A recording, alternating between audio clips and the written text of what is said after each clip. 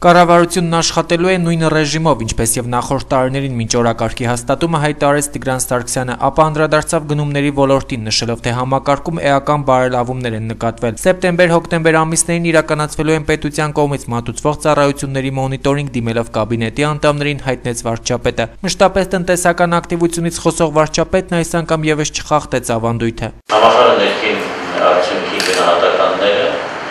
մենք արդեն հավաքագրում ենք ըստ գերատեսչությունների, առանձին խորհրդակցություն կանցկացնենք եւ կառավարության պետական նիստերից մեկում կանփոխենք արդյունքները մեր գնահատականները նախորդ ամիսների տնտեսական աճի պոտենցիալի վերաբերյալ։ Մինչ գործադիրի անդամները տնտեսական աճի մասին էին բարձրաձայնում, կառավարության դիմաց հերթական բողոքի ակցիաներ։ Կասեցում՝ մի թալանեք մեր ընտանեկան բյուջեն, ոչ թալանին գրության պաստառներով քաղաքացիները հավաքվելով կառավարության շենքի դիմաց պահանջում էին, որպեսզի գործադիրի ղեկավարը պարտավորեցնի կրթության եւ գիտության նախարարությանը տեղի չտալ բուհերի ղեկավարության ուսման վճարները բարձրացնելու որոշմանը։ Կառավարությունը եւս մեկ անգամ փորձում է հայ քաղաքացուց գանձել եւ թալանել, ուրիշ բան չկա այստեղ։ Ցանկացած հարցում շատ ցինիկ են իրենց սպառում, ինչ որ իրենց շատ վերև են սկսել, տենց իրանք մի մակարդակի վրա են ժողովուրդը մի ասում են ապրեք ոնց ուզում եք, մենք էլ այստեղ մեր համար ենք ապրում։ Ընդունենք որոշումներ։ Կոռուպցիոն երևույթները պետք է գոյություն ունեցող մեխանիզմներով կրճատվի։ Այսօր մի շարք դեպքերում պետբյուջեից կամ բուհերի ֆոնդերից գումարներ են դուրս գալիս եւ ինչ-ինչ գրպաններ են, ինչ-ինչ մարդկանց գրպաններ են։ Բողոքի ակցիայի մասնակիցների խոսքերով ուսման վարձավճարների աճը եւ կառավարության պատճառաբանությունները, թե այլընտրանք չկա եւ որ որակյալ կրթություն ստանալու համար անհրաժեշտ է թանկ վճարել, իրատեսական չեն։ Այս կերպ մասնավորը ցանկանում է մտնել հազարավոր շարքային քաղաքացիների գրպանները, իսկ Հայաստանը պետք չէ համեմատել զարգացած երկրների հետ, որովհետեւ նույն այդ զարգացած երկրներում մարդիկ ստանում են բարձր աշխատավարձ։ Ի պատասխան բուհերի ռեկտորների բացատրությունների նշեցին հավաքվածները, կատարվածը մեկ բառով նշանակում է կեղեքում։ Ուղղակի իրենց ընտանեկան իրենց անձնական գրպանների բյուջեներն են լցնում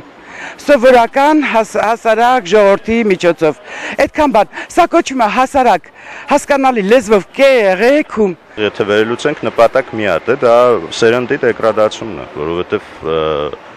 շատ մարդիկ, շատ երիտասարդներ, որոնք շնորհալի են, որոնք կդառնան շատ լավ կադրեր հետագայում, ուղղակի կհրաժարվեն ուսումից։ Կառավարության շենքի դիմաց հավաքվածները պահանջում էին, որպեսզի իրենց հետ հանդիպի կրթության եւ գիտության նախարար Արմեն Աշոտյանը, սակայն ակցիայի մասնակիցներին հայտնեցին, որ նա արձագուրտում է։ Ամեն ինչ թանկացել է, հետեւաբար կրթություն ստանալը եւս արդեն լրագրողների զրույցում ուսման վարձավճարները բարձրացնելու որոշումն այսպես մեկնաբանեց կրթության եւ գիտության փոխնախարար Կարինե Հարությունյանը։ Մեր այն հարցին, թե որոշումն ընդունելիս կազմակերպվել են արդյոք հասարակական լսումներ, փոխնախարարը պատասխանեց. Քննարկումներ բնականաբար եղել են